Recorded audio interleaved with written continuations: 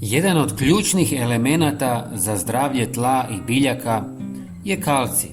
Njegova uloga nadilazi samo hranjivu vrijednost jer direktno utječe na strukturu tla, pH vrijednost i sposobnost biljaka da apsorbiraju druge važne hranjive tvari poput fosfora, kalija i dušika. Osim toga, kalcij pomaže biljkama u izgradnji snažnih staničnih stijenki, čime ih čini otpornijima na stres, bolesti i nepovoljne uvjete.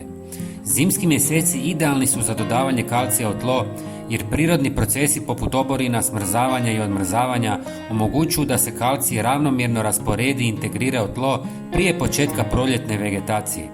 Najčešće korišten oblik kalcija je vapno, koje je odlično za neutralizaciju kiselih tla.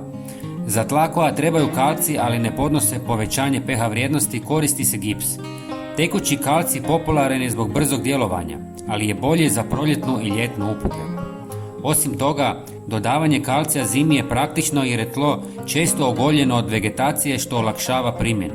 Ako koristite malč, vapno možete posuti ispod njega. Također, ovaj korak pomaže stvoriti bolje uvjete za biljke u narednoj sezoni jer kalcij ne samo da neutralizira kiselost, već i poboljšava strukturu tla, povećavajući prozračnost i drenažu, što je osobito važno za glinasta tla.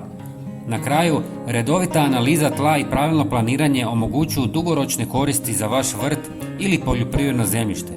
Tako osiguravate bolje uvjete za rast biljaka, bogatiji urod i održivo zdravlje tla.